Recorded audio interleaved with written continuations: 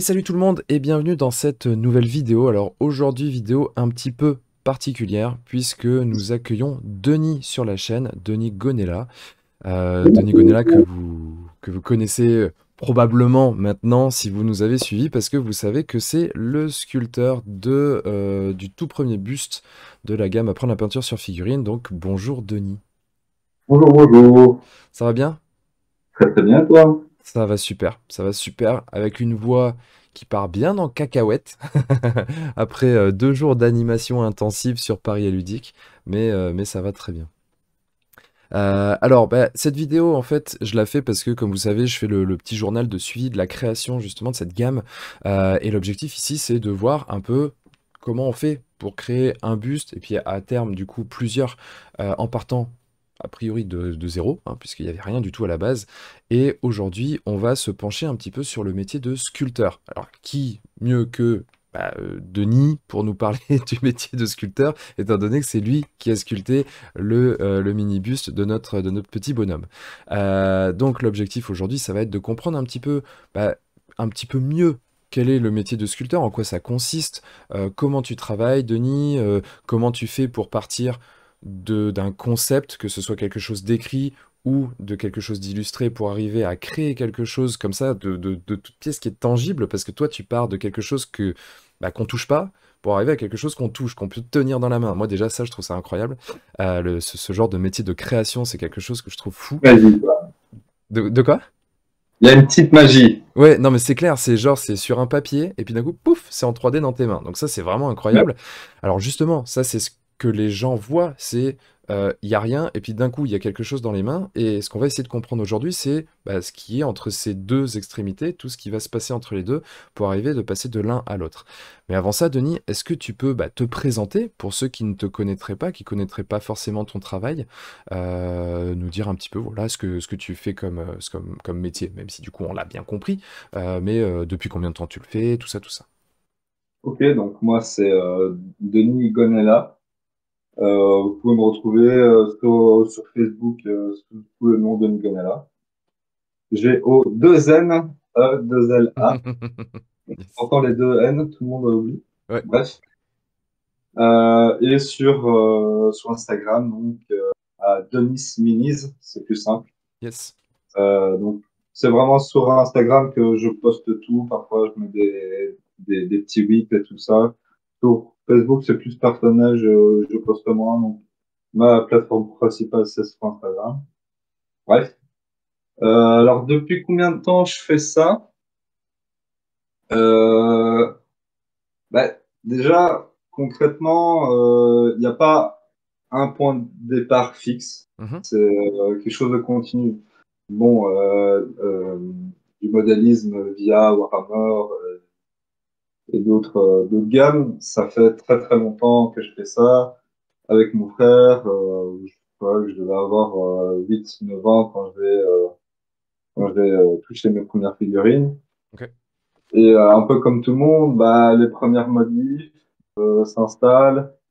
Et puis un jour, on se dit pourquoi je ne testerai pas de faire une figurine en entier. J'ai toujours dessiné dans ma vie, même avant le modélisme, j'avais cette notion de création. Ouais. Et on va dire que je me suis lancé vraiment dans la création de figurines de A à Z il y a à peu près 8 ans, je dirais, ouais, Ok. vers, vers 2015. À ce moment-là, je faisais des études d'illustration, Mhm. et donc j'étais plus dans la 2D. Et très vite, j'ai compris que je m'intéressais beaucoup plus à la création 3D. Ok. Donc aussi de la sculpture, on va dire, un peu plus artistique, contemporaine, D'accord. un peu plus abstraite et tout ça. Ok. C'est quelque chose que j'aime beaucoup et qui nourrit aussi ma sculpture de figurine. D'accord. Nervous. Ok. Et donc du coup là tu disais ça fait donc en gros à peu près depuis 2015, t'as commencé à mentionner une chose, à savoir les premières modifications, donc les premières petites conversions sur des figurines déjà existantes. Comment on y Mhm. vient? Alors j'imagine qu'il n'y a pas un seul chemin tracé, en mode il faut passer obligatoirement par là pour arriver à faire de la sculpture, mais toi en l'occurrence c'est quoi? T'as commencé avec ah bah tiens sur cette figurine j'aimerais qu'il ait un bras un tout petit peu plus tendu, donc je modifie, puis ensuite tu as modifié le bras complet, puis ensuite tu es passé à des trucs plus importants, des bustes, puis des têtes, puis des figurines entières. C'est quoi le process en fait? Bah, au tout départ, c'était vraiment de l'amusement, euh, travailler avec les rabios, donc les petites pièces, et les coller euh, deux pièces qui n'ont rien à voir ensemble pour créer une nouvelle figurine. Et puis, en fait, on avance comme ça et les modifications qu'on veut apporter seront de plus en plus grosses. Du coup, ça va nous demander d'utiliser de green stuff. À l'époque, ben, je fréquentais beaucoup le Game Workshop de ma vie. Mhm. Et là, ils vendaient du green stuff avec des petits outils. Et ça te rend curieux. Tu testes. Bon, la green stuff, c'est une horreur à travailler. Bref, on a tous commencé avec ça. Et, euh, et puis, ouais, voilà, les idées bah, prennent de l'ampleur. Et à un moment aussi, bah, je dessinais des personnages qui n'avaient plus rien à voir avec ce que je pouvais voir dans la gamme. Et bah, du coup, let's go, on va essayer de faire soi-même. Le premier résultat sera pas exceptionnel, on le sait, mais on va s'améliorer pour le deuxième. Ouais. Et Et, comme ça. et là, tu mentionnes le fait que tu dessines, enfin que ça fait très longtemps que tu dessines, que tu as toujours dessiné avant même d'être dans le hobby. J'imagine que c'est quelque chose, et notamment pour tout ce qui va être anatomie, c'est quelque chose qui est, si pas indispensable, au moins fortement, fortement conseillé pour pouvoir travailler ces sujets. Oui. Euh, euh, donc moi, j'ai eu quelques cours d'anatomie, de dessin avec modèle. Là j'ai pu vraiment appréhender l'anatomie. Mhm, Mais je travaille encore. Et puis, ça se travaille, enfin, la 3D, c'est aussi une autre manière d'appréhender. Donc, t'es pas obligé de passer par le dessin. Tu peux apprendre directement en sculptant. ok, Moi, j'ai commencé par le dessin et ça m'a permis, en commençant la sculpture, d'avoir déjà des bases. ok, Mais on pourrait totalement imaginer vraiment commencer la pratique directement dans la sculpture et apprendre l'anatomie directement dans le volume et dans la 3D. ok, d'accord. Et donc du coup, ça, là, tu parles justement d'apprendre la sculpture, d'apprendre la 3D. Toi, t'as été complètement autodidacte ou alors tu t'es rapproché de professionnels qui t'ont donné des cours? Parce que ça, c'est quelque chose qui se démocratise beaucoup aujourd'hui. À l'époque, c'était peut-être un peu moins le cas, mais c'est vrai que les cours, que ce soit les cours de peinture ou les cours de sculpture, ça se démocratise pas mal. On en voit de plus en plus. Mais à l'époque, pas nécessairement. Du coup, toi, t'as fait comment? À l'époque, c'était pas non plus il y a 1000 ans, mais Bah non, mais en vrai, je trouve que oui, ça oui, s'est démocratisé il y a, je sais pas, il y a dans les 5 dernières années, quoi. C'est pour ça que je dis ça. Donc en fait, t'étais juste un non, petit c'est peu vrai. avant. Non, non, j'essaye pas de te faire passer pour un dinosaure, Euh, hein. non, non, ok. Non, non, donc non, j'ai pas appris avec un prof ou quoi. Mais beaucoup de choses il y avait déjà beaucoup de choses sur Internet. Ouais, Plus ok. que peut-être il y a 10 ans, il y avait déjà des tutos, des blogs. Ouais, Bah, je pense, par exemple, sur Jérémy Bonamant avait beaucoup de choses très, très documentées. ok. Puis des choses dont je me souviens plus la source, pour être honnête. Mais il y avait déjà recentré, voilà. Donc ça, c'est la structure métallique et comment on construit le volume par-dessus. Mhm. Ok. Donc j'ai beaucoup regardé ça, beaucoup de vidéos, notamment ce que j'aime beaucoup parce que il reste dans un truc très brut et c'est très utile pour pas trop vite aller dans les détails. Si vous voulez apprendre le modelage, Cyril Rocken, il est très très bon. Ok. Il chope bien les attitudes et les poses assez rapidement. D'accord. C'est très intéressant. Ok. Là, tu commençais à justement à passer plus du côté technique, entre guillemets, du côté vraiment Mhm. fabrication. Tu as commencé à parler donc de modelage, mais aussi de l'armature en métal, tout ça. C'est super intéressant. Alors, bien évidemment, sans rentrer dans le détail, là, l'idée, c'est pas de faire un cours magistral. Mais quand on voit une figurine, donc là, en l'occurrence, le petit buste là, que je tiens dans la main, on pourra voir ça en détail un peu plus après. Mais quand on voit ça, bah, on a du mal à se dire comment ça fonctionne en fait. Est-ce que, tu vois, alors je sais à peu près parce que j'ai regardé évidemment, mais tu pourrais te dire, bah, je sais pas, c'est un cylindre et puis tu viens tailler dedans, ou tu colles des boudins, mais en fait non, on part d'une structure, une armature métallique comme tu le disais. Comment ça se passe en fait? Comment tu fais pour choper les échelles, les poses, tout ça c'est directement avec ces structures ou ça vient après? Bah, en fait, ce que tu viens de dire est assez pertinent. Ça, en fait, les deux techniques, du coup, par exemple, partir d'un cylindre et tailler dedans, c'est une approche. L'accumulation de boudin, comme tu dis, c'en est une autre. Mhm. L'armature, c'est juste pratique. Donc là, par exemple, le personnage a les deux bras en avant. S'il n'y a pas d'armature, bah, ça tombe. Oui, bah oui, parce que c'est une pâte Du coup, qui est possible de sculpter, donc elle est molle, forcément. voilà. Donc, c'est tout simplement comme ça. Il y aurait d'autres moyens, par exemple avec des pâtes comme de la minipute qui sont autodurcissantes. Pardon. Mhm. Il y aurait moyen de faire déjà de la masse directement sans armature, Ok, mais c'est un peu plus dangereux, c'est moins pratique, moins aller dans la finesse. d'accord. Ok. Euh, et puis voilà. Et puis il y a aussi cette idée de, ben, on fait des personnages. Ça, on essaie de coller un peu au squelette. Souvent, on construit, en tout cas moi, souvent je fais comme ça, c'est partir de vraiment les couches de l'être humain. Donc, t'as le squelette, oui, avec la caractéristique, puis t'as les Mhm. muscles, et puis la peau et les vêtements. Ok. Et donc c'est comme ça qu'on grossit le personnage depuis le squelette.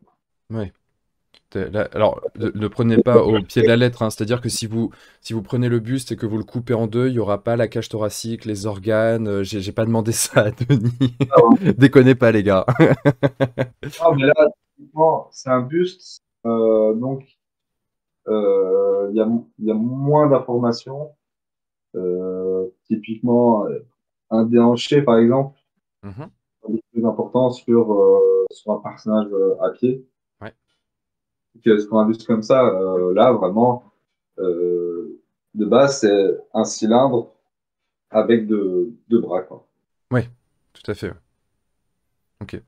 Et donc, du coup, d'une manière générale, pour toi, est-ce qu'il y a un challenge particulier dans la sculpture qui est un peu le truc qui rend la chose difficile? Je précise ma question, c'est parce que moi, de mon point de vue, qui n'ai jamais touché à de la sculpture, mais quand je dis que j'ai jamais touché à la sculpture, c'est-à-dire que même pour faire des conversions, je ne l'ai jamais fait, parce que je n'ai jamais fait de conversion, globalement. Donc du coup, Voilà. pardon? Je peux te donner quelques cours si tu veux. Ben non, mais on en parlera. Mais du coup, enfin, moi, ça me semble totalement impossible, en fait, de mes yeux de novice. Et du coup, je me dis, mais enfin, comment on en arrive là? C'est forcément, tout est compliqué. Alors, j'imagine que quand on a appris, c'est comme tout n'est pas compliqué, mais il y a peut-être quand même quelques petites choses qui sont des challenges en particulier. Donc, est-ce que d'une manière générale, il y a quelque chose, tu te dis, ça c'est vraiment le truc difficile en sculpture, et peut-être même en précisant dans un second temps sur le buste qu'on a créé ensemble, un challenge particulier. Euh, alors, déjà dans ma progression de la sculpture, j'avais à cœur une chose, c'était à chaque fois que je commençais un nouveau projet, c'était de me mettre un petit challenge, Mhm. d'ajouter quelque chose par rapport à la précédente. Ouais. On va dire dynamisme, une pose un peu plus compliquée, une certaine texture ou un certain type de corps. Mhm. Donc j'ai toujours essayé d'avoir ce petit challenge qui va me mettre un peu dans le mal. Ouais, c'est comme ça qu'on Mais apprend, donc c'est vrai que c'est cool. Ouais. par exemple pour le buste, euh, ouais, par exemple c'était de rester dans des volumes assez simples. Oui, c'est vrai que c'était le brief de Et, départ, tout à fait. et ça, je crois que ça c'est une clé assez importante dans la sculpture, notamment la sculpture de personnages. C'est ne pas oublier ce que je vais appeler les volumes primordiaux. Mhm. On a très souvent tendance à aller directement dans les détails et je pense notamment en mèche de cheveux Mhm. où j'ai dû comprendre le mouvement, le volume euh, général, par exemple d'une mèche Ouais, ou du, de la coiffe. ouais, Donc ça, je pense que c'est là qu'on peut reconnaître des bons sculpteurs. ok. Mais c'est super intéressant ce que tu dis parce que, en fait, ça fait le lien à 300% avec la peinture. C'est-à-dire que souvent, quand il y a Oui. des grosses erreurs en peinture, c'est parce que on est allé tout de suite au détail. On a tout de suite, tu sais, dans nos ombres et lumières, par exemple, on est tout de suite allé sur le détail. Par exemple, je sais pas, je dis n'importe quoi, je prends le visage parce que c'est un endroit où il y a plein de petits détails. On va avoir des ombres qui seront très fortes et des lumières qui seront très fortes et du coup, on va pas comprendre pourquoi ça marche pas. Tu sais, un peu le coup classique de je fais une couche de base, je fais un lavis, puis après je fais un brossage à sec bien clair.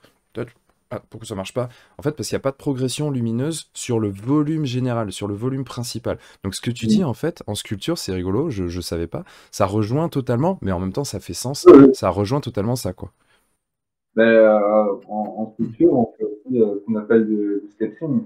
Ouais, Donc ça, c'est aussi une approche qui est très proche. ouais, ouais, non, carrément. Euh, mais même, par exemple, dans le dessin, ceux qui ont déjà fait des portraits, souvent, on va faire un portrait de quelqu'un, va paraître beaucoup plus vieux, parce qu'on s'est tout de suite attardé sur certaines rides Mhm. et on les a Trop marqué. trop poussées. Ouais, Et alors, ça fait des grosses rides et on a l'impression qu'on a dessiné un vieillard. C'est ouais. assez typique pour un débutant en dessin. Mais pour revenir sur la peinture, même en peinture 2D, ce qu'il faut bien comprendre, c'est que à la limite, la peinture est bien plus proche de la sculpture dans son approche que du dessin. Enfin, Oui. que du dessin pur, je veux dire, Mhm. vraiment, parce qu'on travaille les volumes et comment la lumière agit sur ces volumes. Mhm. On comprend bien que tout l'enjeu de la sculpture est là aussi. On doit, enfin, quand on regarde notre sculpture, ce qu'on regarde, c'est comment agit la lumière sur les formes. Mhm. C'est de là qu'on comprend le volume, quoi. Bien sûr, ouais.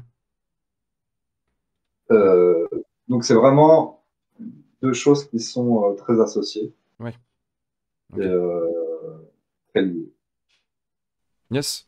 Et du coup, alors là, à un moment, on va passer aussi sur le côté, si tu as des conseils pour ceux qui aimeraient se lancer. pour le matériel, comment s'y prendre, tout ça. Mais avant ça, juste avant, comme je te le disais, pour moi, l'objectif aussi de t'interviewer ici, c'est de comprendre un peu mieux le métier de sculpteur.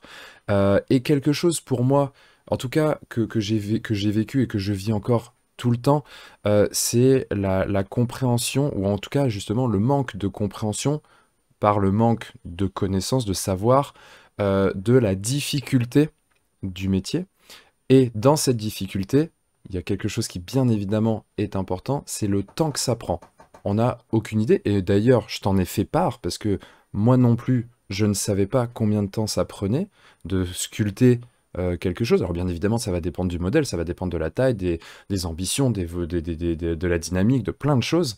Mais là, en l'occurrence, combien de temps ça t'a pris pour sculpter un petit bonhomme comme ça, qui est pas très grand, hein, il fait à peu près 5 centimètres de haut, avec des volumes justement qu'on a voulu simples, une pose qu'on a voulu simple. Donc il y a, on va rajouter touc, les deux petits bras avec le Rubik's Cube comme ça. Donc voilà, là on a l'intégralité de ce petit bonhomme. On va le regarder en gros plan tout à l'heure. Mais ce serait intéressant justement que tu nous expliques un petit peu, peut-être en décomposant les étapes, je sais pas, par exemple la préparation de l'armature, puis ensuite le gros, puis ensuite les finitions, tu vois, un peu combien de temps ça prend, parce que je pense que d'une manière générale, les gens n'ont pas cette notion et donc du coup ne savent pas quel est le travail qu'il y a derrière, parce qu'il y a une quantité de travail phénoménale derrière, ne serait-ce qu'une sculpture. Bah, très concrètement, sur cette culture, il me semble que j'ai mis à peu près 25 heures, Mhm. qui est pas gigantesque. Ouais, ok. Euh, il y a certaines peintures, on peut passer facilement 25 heures. Oui, oui, oui, clairement, ouais, ouais, tout à fait. Euh, mais il y a plusieurs choses. Euh, c'est que bah, j'ai travaillé à aller plus vite. Ouais. Enfin, dans tout, ces derniers mois, c'était mon exercice, c'était d'aller plus vite, Mhm. de compter les heures que je faisais. Parce que Mhm. parfois, moi-même, je savais pas du tout, Bien sûr, ouais. je faisais des estimations à la louche. Mhm. Et puis, je les prenais aussi avant comme des exercices. Mhm. C'est-à-dire que j'étais en phase d'apprentissage. Et du coup, même parfois, en fait, le truc simple, c'est que je me forçais à travailler l'anatomie alors que parfois ça servait à rien parce que il y avait un vêtement par-dessus et du Ouais. coup, euh, entre guillemets, je perdais du temps à faire des anatomies qui servent à rien, mais juste pour l'exercice. Mhm. Ok. Donc là, évidemment, ça prenait beaucoup plus de temps. Donc maintenant, j'essaie de raccourcir par souci de rendement, hein, Bien sûr, bah, actuellement. c'est une activité professionnelle, donc l'objectif c'est Voilà, comme en peinture, hein, c'est que tu arrives à faire quelque chose qui soit satisfaisant pour tes clients en un temps qui reste bah, raisonnable pour que la facture au global elle soit raisonnable, mais que toi, bien évidemment, tu gagnes ta vie avec. C'est toujours, et ça pour le coup, c'est une activité professionnelle, donc c'est tout à fait normal.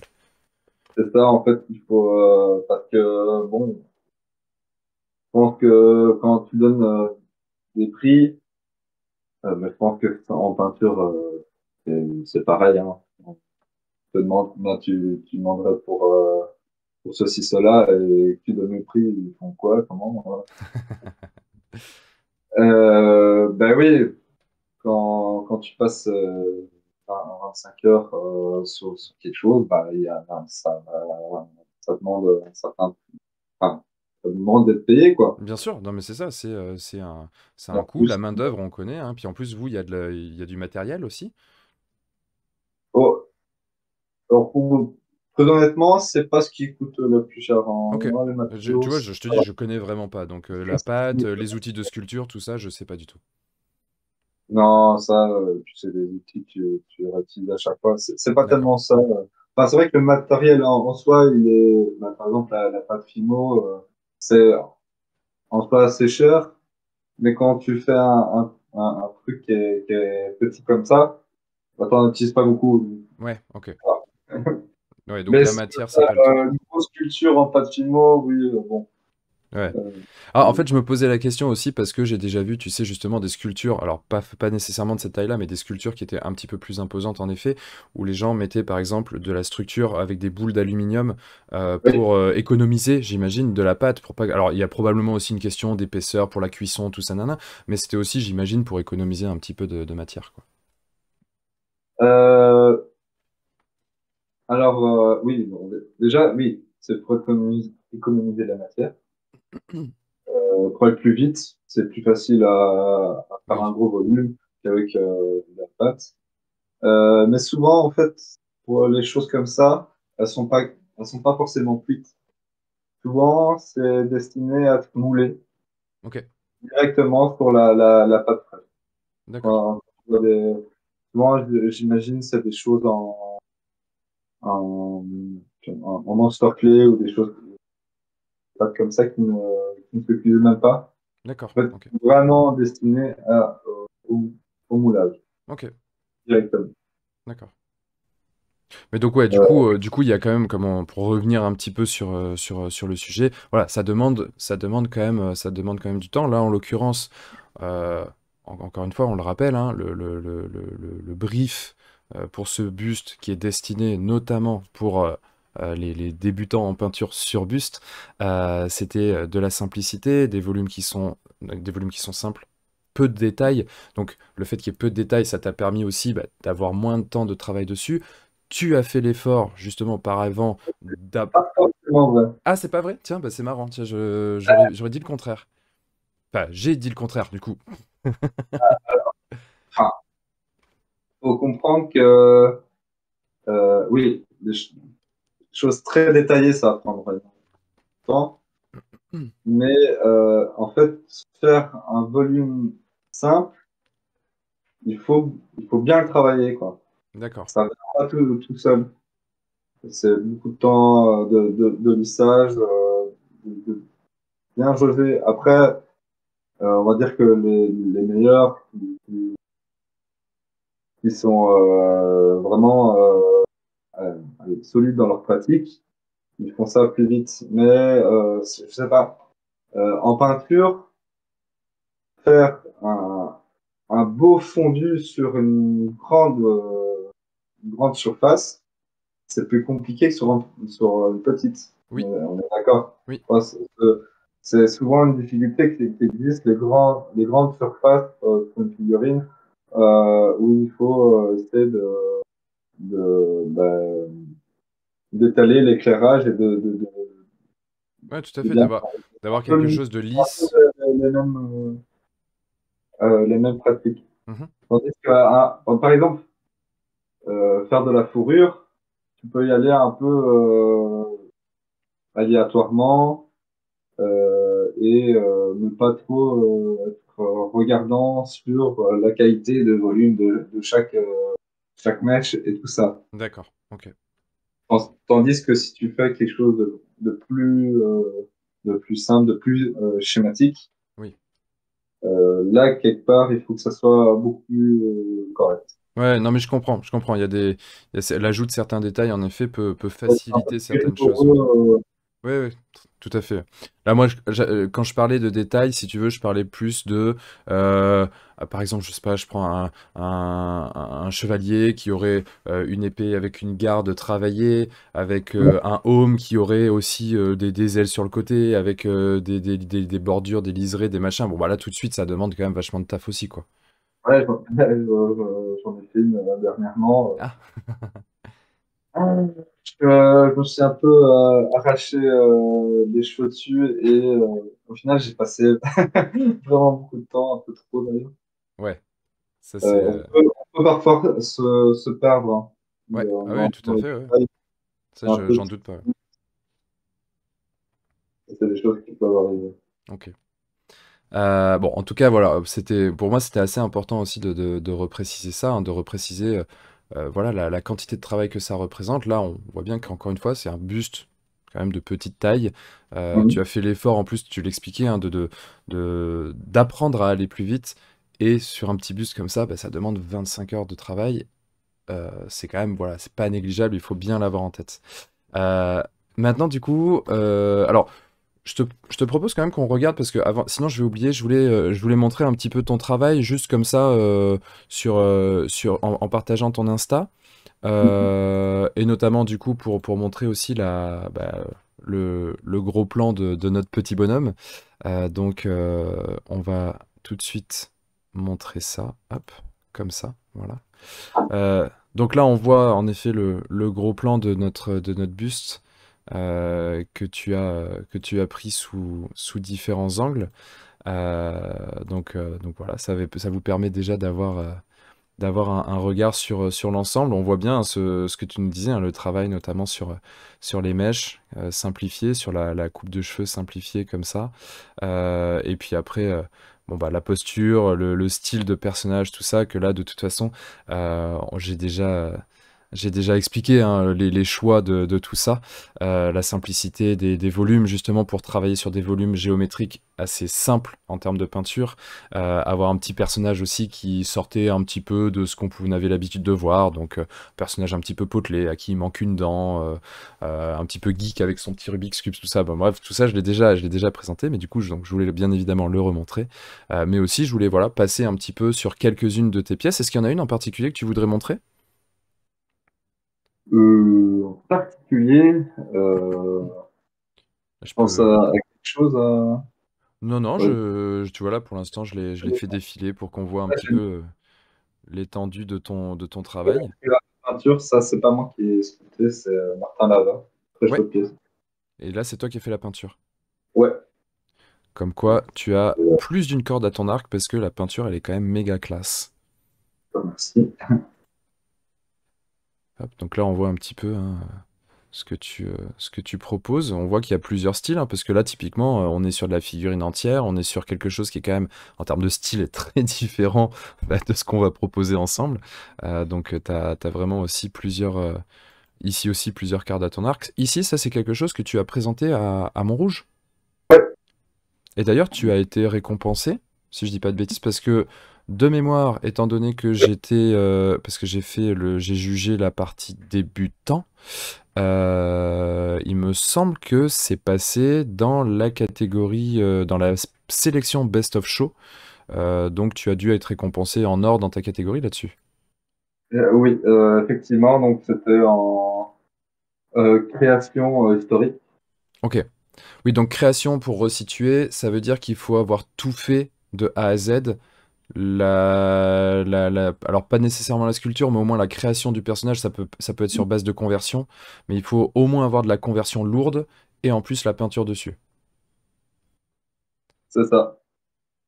Et j'avais jamais fait d'historique. Ok. Bah, oui, bah, en fait, je veux bien parler de cette sculpture. Ouais, bah bien sûr, vas-y.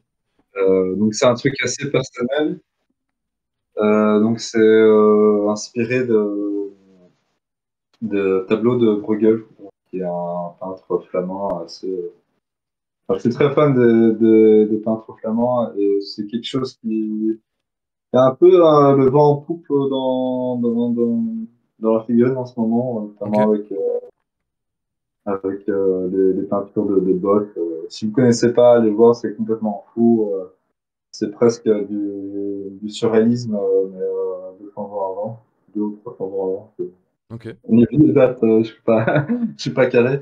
Mais bref, enfin, c'est très coloré, très fouillé. Enfin, Ok. et du coup, ça aussi été inspiré par des amis musiciens qui me donnaient envie de danser. Et du coup, et puis il y a quelque chose de très belge dedans. Quand même, je suis assez attaché à ça.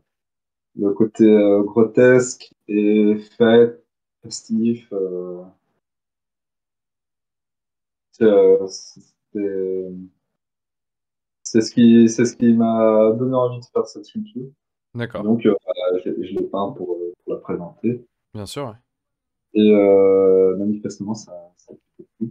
Ouais, J'ai un- bah je l'ai vu de mes yeux, donc je peux en effet attester de l'excellente qualité, que ce soit alors en termes de sculpture, encore une fois, moi je n'y connais absolument rien, mais ça n'empêche pas de juger la qualité du sculpte. Et pour le coup, c'était vraiment du très très joli travail. Et puis la peinture, elle est vraiment vraiment pas en reste. Donc non, c'est clair que c'est assez incroyable. Il y a des petits détails, notamment par exemple sur des nuances dans la peau, avec les veines en transparence sur les mains, ou ce genre de choses Truc qui que j'aime sont. bien, C'est surtout les mains, en fait, c'est dans mon travail de sculpture. Ouais. Un point que j'aime beaucoup, j'ai un peu découvert ça au fil de ma pratique. Enfin, je suis assez obsessionnel sur les mains. J'aime bien elles donnent beaucoup d'attitude. Il y a beaucoup de choses à faire, enfin, même en termes de texture et tout ça. Mhm. Bah, c'est vrai qu'une main comme ça sur une figurine, ça paraît anodin, mais quand on commence à être sur un buste, déjà elles prennent une autre ampleur. Et puis c'est un Mm. élément enfin, qui est archi complexe, en fait, qui permet de montrer plein de choses. Et même en peinture derrière, en fonction de comment on va interpréter ça, ça peut signifier presque des expressions différentes. Par exemple, si on peint une main comme ça, avec cette attitude-là, elle est relâchée. Tout de suite, si on commence à, par exemple, marquer des traits beaucoup plus lumineux, que ce soit entre ou sur je sais jamais comment on appelle ça là, les, Ouais, les phalanges. enfin ouais, enfin ces boules-là. Bah, dès qu'on Ouais, commence à les marquer comme ça là, on sent une espèce de crispation, et donc du coup pour une position qui est quasiment identique sur une main, on va avoir des émotions et des intentions qui sont différentes. Donc c'est vrai que il y a beaucoup de choses ouais, à la faire avec les mains finalement. représentation, ça, c'est hyper intéressant. Tu peux même mettre une deuxième émotion, on va dire, une émotion un peu cachée dans les mains, des choses comme ça. Mhm. C'est très communicant comme partie du corps que j'aime beaucoup. Ouais, non, très sympa. Très très sympa Donc en tout cas. c'est aussi dans cette optique-là que j'avais fait. Ok, très bien.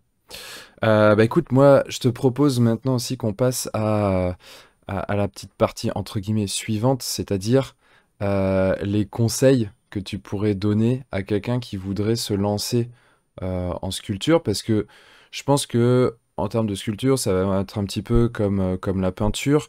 Alors peut-être dans une certaine mesure, mais aujourd'hui, quand il faut se lancer dans la peinture, ou quand on a envie en tout cas de se lancer dans la peinture, on est un peu perdu. Il y a beaucoup d'informations, on ne sait pas trop où donner de la tête. Il y a énormément de matériel, il y a beaucoup de gammes de peintures différentes, il y a plein de techniques différentes, et donc du coup, souvent, moi, là, bah, alors là, pour le coup, je sors d'un week-end avec plein d'initiations, et donc du coup, j'ai bien vu que c'était encore quelque chose qui était remonté. C'est, en gros, on ne sait pas par où commencer, quoi. Et du coup, on voit qu'il y a des gens qui ont des réflexions, par exemple, sur quelle marque de pinceau ou quelle marque de peinture, alors que, et c'est pas à charge, hein, mais ils n'ont pas encore la notion du fait que, par exemple, il faut simplement sous-coucher une figurine avant de la peindre. Donc on sent que c'est difficile de trouver, on va dire, la hiérarchie des priorités dans l'apprentissage de la peinture. J'imagine que dans la sculpture, ça doit être un petit peu pareil. Il doit y avoir plein de pattes différentes, il doit y avoir des méthodes différentes, des outils différents, des avis, peut-être des courants différents. Toi, quelle est ton approche, et qu'est-ce que tu recommanderais à quelqu'un qui se dirait, bah tiens, par exemple, demain, j'ai envie de tester pour la première fois de sculpter un petit truc pour voir ce que ça peut donner. Oh bah, déjà, premièrement, faut se lancer. Enfin, il faut pas avoir Ouais, peur de tester. ouais, bien sûr. On est d'accord? Et Ça, c'est sûr. il n'y a pas non plus de matériel miracle. Mhm. J'avais un peu, au départ, j'avais envie de tester tous les matériaux pour voir, ah, mais c'est avec ça qu'ils font ça. Tu te dis, ça, j'y arrive pas encore. C'est peut-être parce qu'ils utilisent autre chose. Ouais. Alors que, bah, pas vraiment. Alors, bah, déjà, pour les matériaux, il y en a pas 36 000. Ouais, ok. On va dire qu'il y a bon, déjà, il y a deux grandes familles de pâtes. Mhm. Donc, il y a les pâtes, ce qu'on appelle les pâtes époxy. Donc, c'est deux composants qu'on mélange et qui, par réaction chimique, vont durcir dans un temps donné. Ouais. Et puis, tu as les pattes Ça c'est polymères. par exemple la green stuff ou la millipute. Ça, c'est les deux plus connus. Après, tu Ouais. as euh, donc, ça, et déjà, à l'intérieur de cette famille, il y a, on va dire, deux composantes. Ouais. C'est celles qui vont être dures euh, et peu souples, et qui vont être ponçables une fois durcies. Donc Ok. ça, c'est type Milliput et Madixput. Ok. Par exemple, c'est avec ça que je fais les armes. Parce que là, c'est bien de tailler, de poncer pour, euh, pour avoir par exemple, pour faire une lame. Mhm. Et puis, de l'autre côté, tu as le, le green stuff qui va être beaucoup plus souple, mais par contre, qui va être pas ponçable une fois dur. Enfin, Ouais. ça marche. Oui, c'est pas terrible. Je ne conseille pas. Voilà. Le premier conseil, ne poncez pas de la nuit. Euh, La green stuff. Ouais. Ok. donc, de l'autre côté, donc c'est les pâtes polymères. Les deux plus connus, ça va être Fimo et Perculpay. Ouais. Il y en a de différentes textures, donc des plus molles, des plus dures. Ça, c'est à voir votre, votre convenance. Mais en général, quand même, c'est mieux d'aller sur de la plus dure. Sur la plus dure? Ouais. Ok. Enfin, par exemple, pour la mini-pute, ne prenez, enfin, en général, dans les magasins qui en vendent, donc c'est de la soft, et là, ça va être trop mou. D'accord. Enfin, bref, là, je m'égare un petit peu. Il n'y a pas de souci, il n'y a pas de souci. Du coup, donc ça, c'est les pâtes à modeler que tu peux travailler autant de temps que tu veux et qui se cuisent au four ménager, donc à 130 degrés. Donc c'est hyper pratique. À combien tu dis? Euh, 110-130 degrés. Ah oui, ok, j'ai bugué, j'ai compris 430. Je me suis dit, mais moi j'ai jamais un Ah, non, four qui va à 430 degrés. Le truc non. délire, quoi. Non, c'est hyper simple d'utilisation. Ok, Enfin, moi, c'est donc cette pâte-là que j'utilise, donc, surtout la Fimo.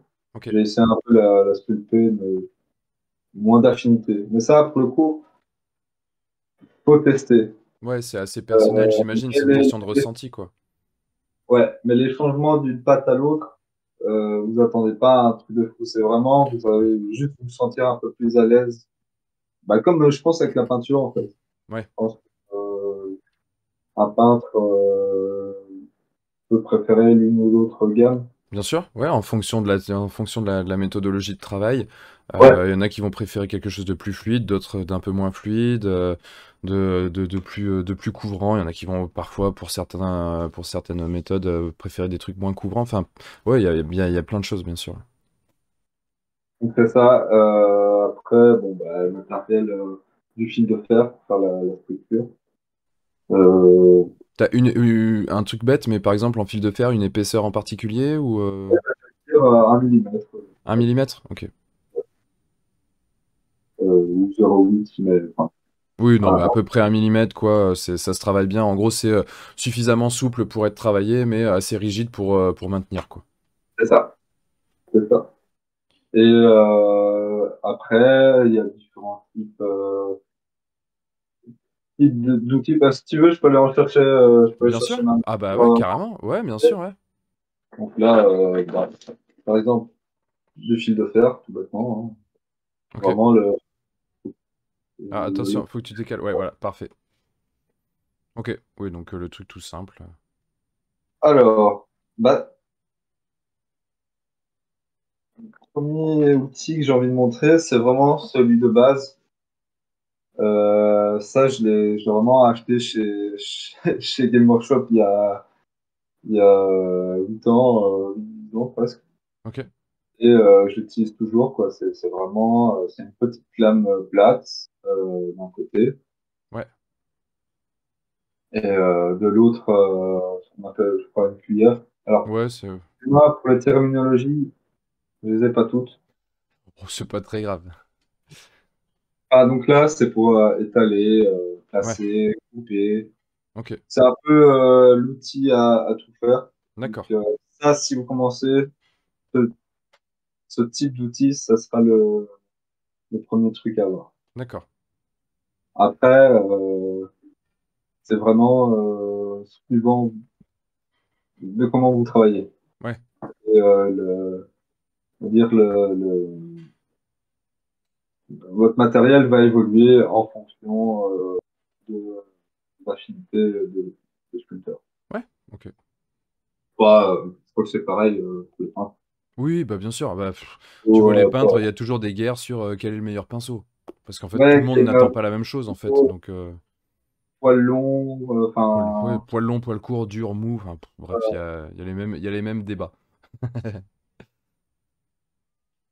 ouais, donc ça c'est un peu le même type, mais voilà, ça c'est un peu plus grand, donc ça va pouvoir étaler plus sur une plus large surface. D'accord, Mais, c'est vraiment, ça c'est les outils, on va appuyer, étaler, d'accord, ouais, ok. mais c'est à peu près le même type. Alors là, ici, j'ai on appelle un pinceau gomme, Ah oui, oui, oui, les trucs pour lisser.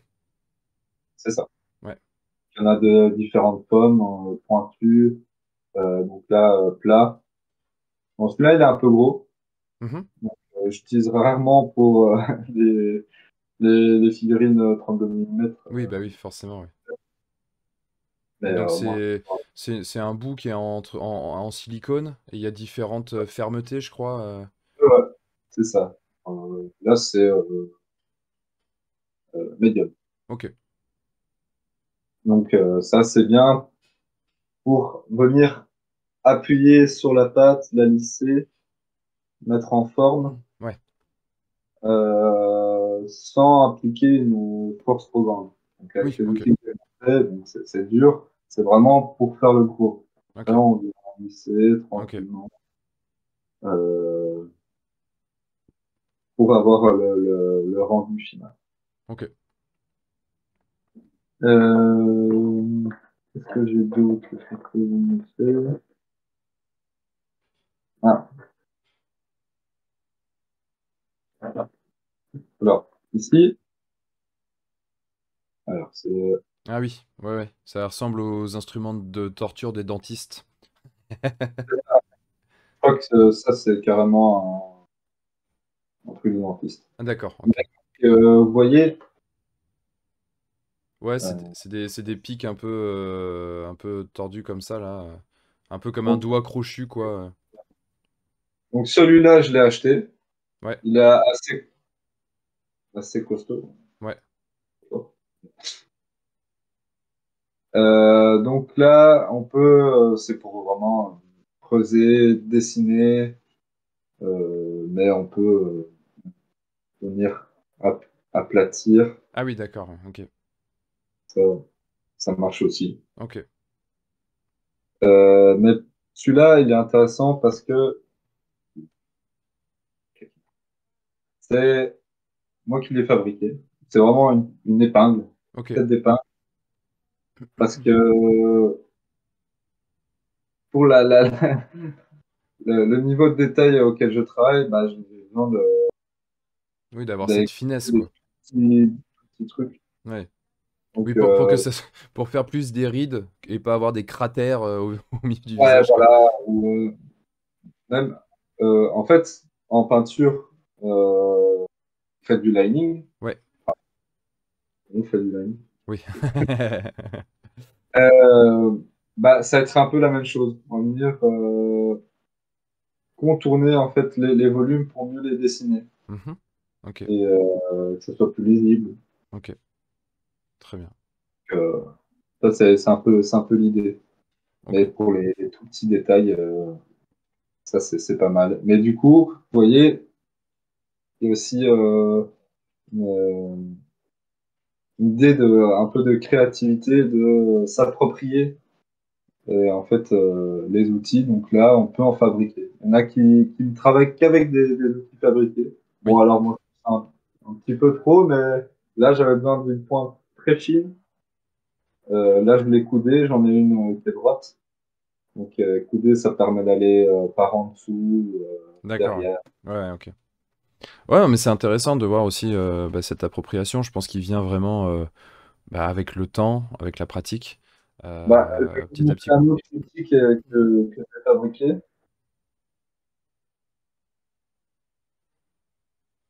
Alors, je sais pas comment ça s'appelle, mais vous voyez, Ah oui, ok, je vois très bien. c'est... Dans l'autre sens, En fait, j'ai plus le nom. ouais, c'est un Alors, espèce d'œillet, quoi. hein? C'est un espèce d'œillet, c'est une petite boucle, en fait, et tu Ouais, viens enlever de la c'est ça. matière. Alors, parce que j'en ai plusieurs. Euh,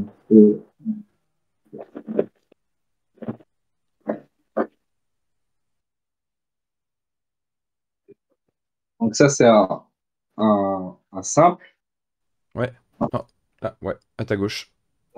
Voilà, comme ça. Donc ça, c'est vraiment pour gratter. Ouais, ok, Gratter et enlever des couches. ok. Alors, petite chose, la sculpture, c'est quoi?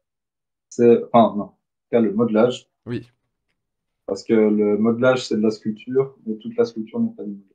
ok. Il y a plein de types de sculptures. Bref.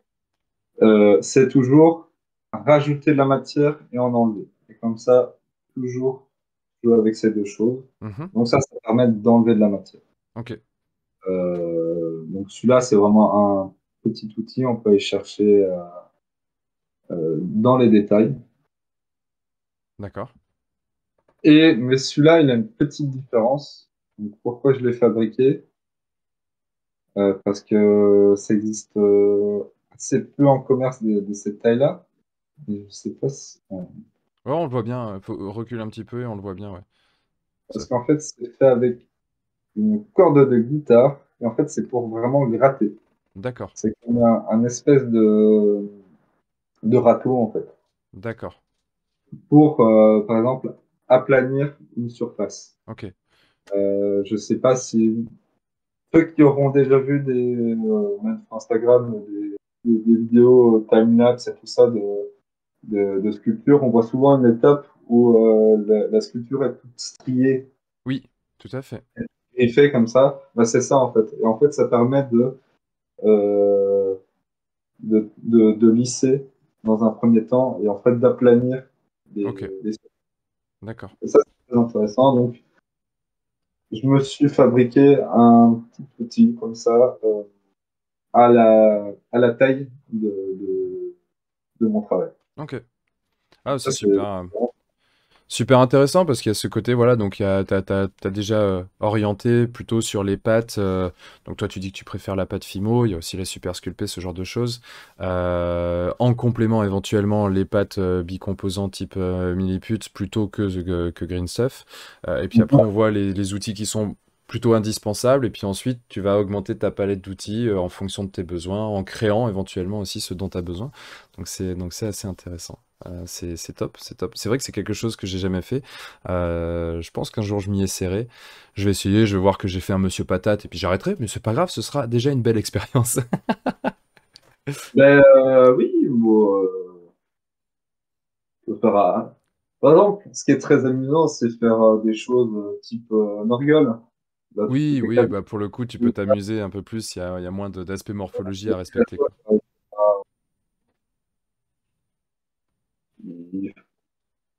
ça va prendre du temps, faut l'accepter Bien sûr.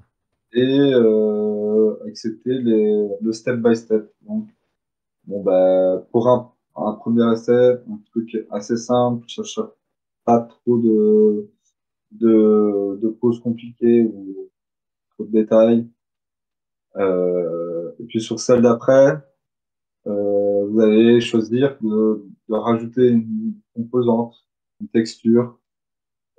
Si vous êtes un peu documenté ou par exemple une pose. Alors peut-être travailler un peu plus en amont pour comprendre comment ça va agir si vous faites un partenariat. Mhm. Euh, Oui, disons qu'il faut pas commencer en essayant de faire une reproduction à l'identique du visage de sa copine, quoi. Ça va être compliqué. Elle pourrait être vexée. C'est, ouais. Ouais, gardez-la pour vous, C'est regardez, ça, il y a un œil objectif. Et si vous êtes vraiment content de vous, vous le montrez. c'est ça. Mais ouais. Regarde, chérie, c'est toi. Non, mais si, non. J'ai envie de dire quelque chose. Un bon exercice, c'est la copie. C'est là? C'est la copie. Ah oui, oui, oui, tout à fait. Oui, oui. En plus, ça vous permet d'aller beaucoup plus vite, de vraiment tout de suite pratiquer, de pas chercher la bonne idée, Bien sûr, le truc stylé. Bon, il y a un sculpteur ou une gamme de figurines que vous aimez bien. Bon, clairement, c'est ce que j'ai fait, hein. bien sûr. Moi, j'ai fait du Rakan, hein. Oui. Euh, Grand fan, enfin, c'est vraiment, c'est toujours ce que je fais d'ailleurs. Non, mais c'est Mais, bien, c'est vrai que c'est bien de le dire, parce que souvent il y a un espèce d'a priori et presque une, comment dire, un sentiment de malaise en fait dans l'idée de recopier un travail qui a déjà été fait. Sauf qu'en non, fait, pour l'apprentissage, c'est parfait parce que ça permet de sauter certaines complexités, certaines difficultés, la représentation dans son esprit de quelque chose qui n'existe pas et de le retranscrire. C'est forcément beaucoup plus complexe d'essayer de copier quelque chose. Donc, il faut vraiment pas hésiter. En peinture, c'est pareil. Quand on voit quelque chose qui nous plaît, bah, pourquoi essayer de faire autrement et pourquoi ne pas essayer simplement de recopier dans un premier temps, quitte à derrière, ensuite, s'approprier un petit peu plus la chose. Mais c'est vrai que dans un premier temps, la copie, c'est un travail qui est particulièrement bénéfique pour l'apprentissage, ouais. oui, et puis de toute façon, rien ne ressort de rien. Enfin, je veux Oui, dire, il y a toujours des influences. Et en fait, créer, c'est quoi? C'est créer des liens entre deux choses qui existent déjà et qui en font une troisième, qui est votre création. ouais, bien sûr, tout à fait. Enfin, vous n'allez pas créer une abstracto, vous allez avoir des influences, même si vous pensez que non, d'ailleurs. Ouais. Oui, oui, bien sûr, oui, oui, tout à fait. Bah, forcément, on a grandi entouré de monde qui nous entoure et on a des influences de partout, évidemment. C'est ça. Très bien. Donc, n'ayez pas peur de ça. Vous pouvez recopier. Et vous verrez qu'en faisant, peut-être que vous aurez une petite idée, d'aller rajouter un détail qui fera que, et Ouais, c'est comme ça que vous allez créer votre personnalité aussi. tout à fait. Tout à fait. Eh bien, écoute, Denis, je pense qu'on se dirige vers la fin de cette interview. On a eu déjà beaucoup, beaucoup d'informations. C'est top. Donc, je te remercie énormément. Pour la suite du projet, alors c'est vrai que j'avais dit que je montrais le gros plan. On va quand même le montrer ici. Pour juste avant de se quitter, comme ça, pour vous m'entendez toujours, mais je montre notre petit bonhomme, donc le travail de Denis que je lui ai commandé et qu'il a superbement réalisé. Donc encore une fois, merci pour ce joli sculpte. Et puis bah, le projet suit son cours. Maintenant, on va passer sur la table création de la formation qui va accompagner ce petit bonhomme. Et puis logiquement, il sera disponible à peu près vers la rentrée de septembre. En tout cas, c'est l'objectif. Donc voilà, je vais vous laisser juste le gros plan pendant qu'on continue à parler. Euh, Toi, Denis, j'ai l'impression que tu veux nous dire un petit truc. Vas-y. Ouais, peut-être pour expliquer en fait comment ça fonctionne. Ouais, Donc là, donc je l'ai sculpté, comme je vous l'ai dit. Donc ça, c'est de la pâte fimo. ouais. Le cube est en disque. Donc ce que vous voyez, les lignes là, en fait, donc, c'est le mouleur qui les a tracées, savoir où il allait découper le moule en silicone Mhm. euh, et donc avoir ce moule en deux parties. Comme ça, il peut retirer la figurine à l'intérieur. Et puis le replaquer